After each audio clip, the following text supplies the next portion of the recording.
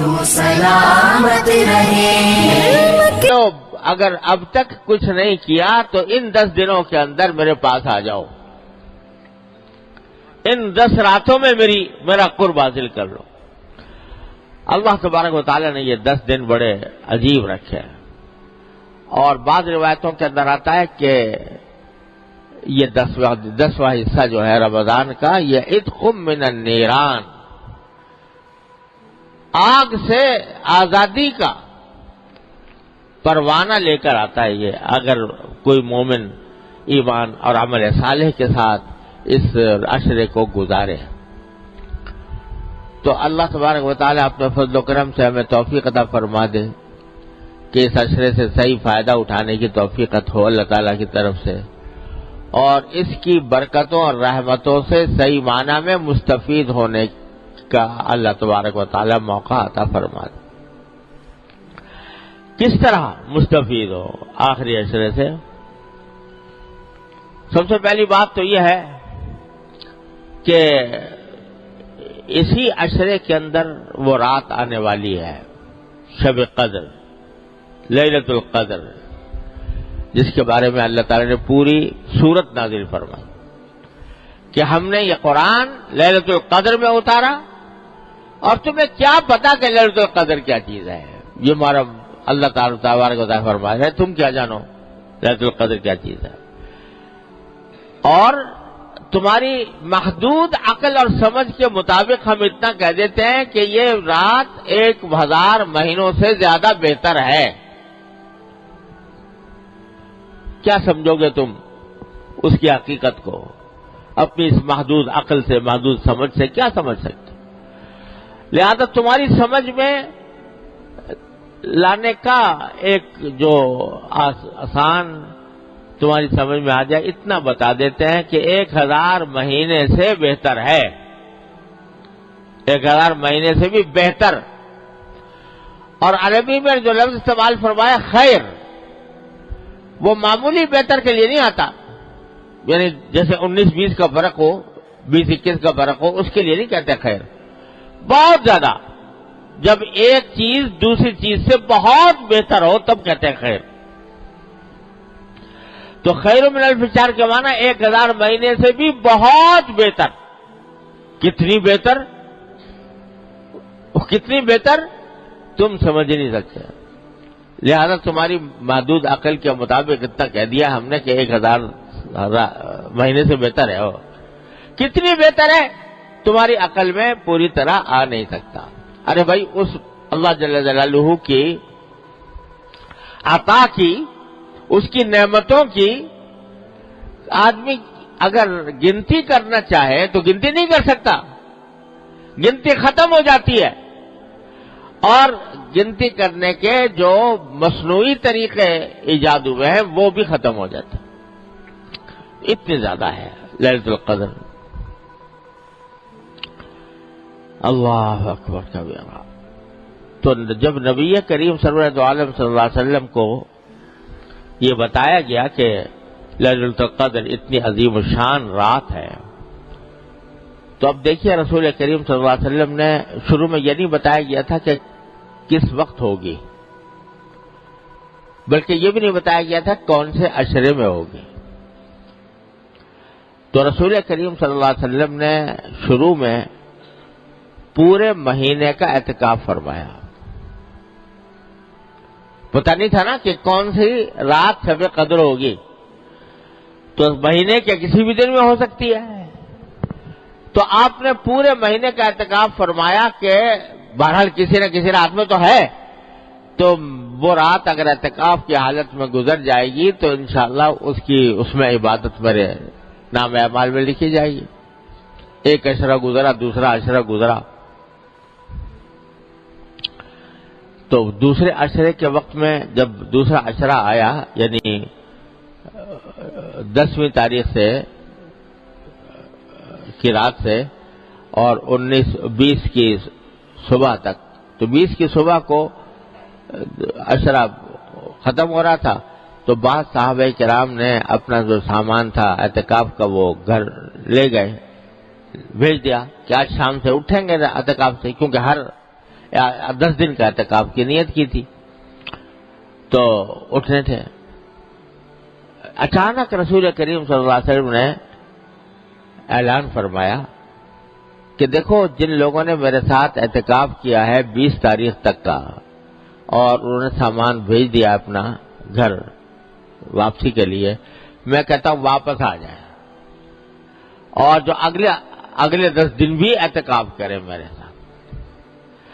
اور وجہ یہ بتائی کہ اب مجھے اللہ تبارک و تعالیٰ کی طرف سے بتایا گیا ہے کہ لیلۃ القدر آخری عشرے میں ہوگی، پہلے یہ بات نہیں بتائی گئی تھی، اس واسطے اعتکاف دوسرے عشرے کا دن بھی چل رہا تھا، اور صحابہ کرام نے ختم بھی کر دیا تھا، 20 تاریخ کو اپنے سامان بھیج دیا تھا کہ گھر جائے، لیکن آپ نے اعلان فرما دیا کہ جن لوگوں نے میرے ساتھ اعتکاف کیا تھا لیلۃ القدر کی تلاش میں، اب وہ واپس آ جائیں، اور اب مجھے بتایا گیا ہے کہ عشرہ اخیرہ میں ہوگی۔ چنانچہ پھر صحابہ کرام آ گئے، اور پھر آپ نے اعتکاف کیا، پھر آئندہ سال سے ہر سال آخری عشرے میں اعتکاف فرماتے رہے، لیکن یہ بتا دیا اس سے کہ دیکھو لیلۃ القدر اتنی بڑی چیز ہے کہ سید الاولین والآخرین صلی اللہ علیہ وسلم، جن کے بارے میں اعلان کر دیا اللہ تعالیٰ نے کہ اول تو آپ معصوم ہیں، کوئی غلطی ہو نہیں سکتی، اور اگر ہو بھی کوئی بھول چوک تو سب معاف ہے آپ کی، اگلی پچھلی، وہ بھی لیلۃ القدر کو حاصل کرنے کے لیے پورے مہینے کا اعتکاف کر رہے ہیں۔ تو یہ اہمیت بندوں کے سامنے بتا دی اللہ تعالیٰ نے اس طریقے کے تحت کہ دیکھو جب سید الاولین والآخرین صلی اللہ علیہ وسلم اپنے آپ کو اس لیلۃ القدر کا ضرورت مند سمجھتے ہیں تو ہم اور تم کس شمار قطار میں۔ تو اتنی عظیم عظمت۔ پھر اور ایک قصہ کہ یہ تو بتا دیا کیا کہ آخری عشرے میں ہوگی، پھر ایک مرحلہ ایسا آیا کہ ایک معین تاریخ بھی بتا دی گئی کہ فلاں تاریخ میں ہوگی، تو آسان ہو گیا معاملہ، 10 راتوں کے بجائے ایک رات متعین ہو گئی، فلاں رات میں شب قدر ہوگی۔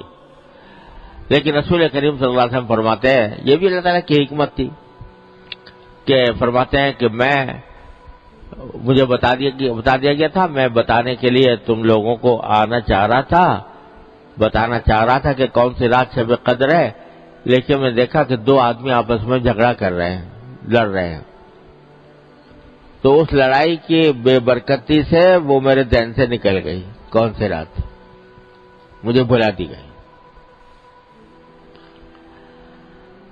اب یہ عجیب معاملہ، ایک طرف بتایا بھی گیا اور پھر بلا بھی دیا گیا، بتا دیا گیا پہلے کہ فلاں رات ہوگی، لیکن بعد میں بلا دیا گیا۔ اصل مقصود تو یہی تھا کہ متعین نہ کی جائے، کسی رات کو متعین نہ کیا جائے، اصل مقصد تو یہی تھا، لیکن مسلمانوں پر یہ واضح کرنے کے لیے کہ مسلمانوں کا باہمی جھگڑا اتنی بری چیز ہے کہ اس کے نتیجے میں اللہ تعالیٰ نے شب قدر کی تعین بڑھا دی۔ اتنی خطرناک چیز ہے یہ مسلمانوں کے درمیان جھگڑا۔ قرآن و سنت کے احکام کو اگر دیکھا جائے تو جگہ جگہ یہ بات نظر آتی ہے کہ اللہ تعالیٰ یہ چاہتے ہیں کہ مسلمانوں کے درمیان جھگڑا نہ ہو۔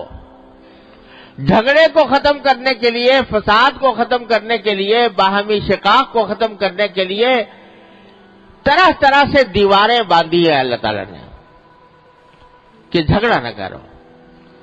اور افسوس یہ ہے کہ ہم لوگ سرکار دو عالم صلی اللہ علیہ وسلم کے اس ارشاد، اس خواہش، اس تمنا، اس آرزو کو پورا کرنے کے لیے تیار نہیں ہے۔ ذرا سی بات پر جھگڑے ہیں، ذرا سی بات کے اوپر تنازعات ہیں، ایک دوسرے کی عزت اتارنے، ایک دوسرے کو کی پگڑی اچھال دیں،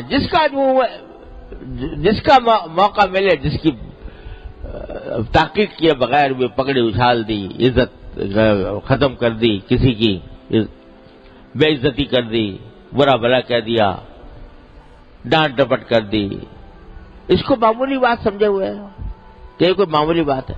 ارے یہ اتنی منحوس چیز ہے کہ اللہ نے لیلۃ القدر کی شناخت اس کی وجہ سے محو فرما دی. سرکار دو عالم صلی اللہ علیہ وسلم کے مبارک. ارے دیکھو حضور نبی کریم سرور دو عالم صلی اللہ علیہ وسلم کے اوپر قرآن نازل ہو رہا ہے. آپ لکھتے نہیں ہیں، پڑھتے نہیں ہیں. کوئی قرآن کی آیت لکھ کر بھائی یاد کر لے، بھائی آج اتنا نازل ہوا چلو اتنا یاد کر لوں. لکھنے کا سوال ہی نہیں. اللہ تعالیٰ نے معجزہ ایسا بنایا تھا نہ لکھنے کا نہ پڑھنے کا. نازل ہوا اور یاد ہو گیا. اور یہاں تک کہ پورا قرآن یاد، ایک ایک لفظ، ایک ایک حرکت، ایک ایک ہر چیز یاد. اس میں تو حافظے کا یہ عالم اللہ تعالیٰ کی طرف سے آتا. اور لیلۃ القدر بھائی فلاں رات میں ہوگی، اتنی سی بات سمجھے، اتنی سی بات اور بلا دی. اللہ تعالیٰ نے بلا دی. کیا دکھایا کہ ارے نہ تمہارے حافظے میں کچھ رکھا ہے نہ تمہاری صلاحیت میں کچھ رکھا ہے. جب تک ہم چاہتے ہیں یاد رہتا ہے تمہیں، جب ہم چاہتے ہیں بھول جاتے ہو.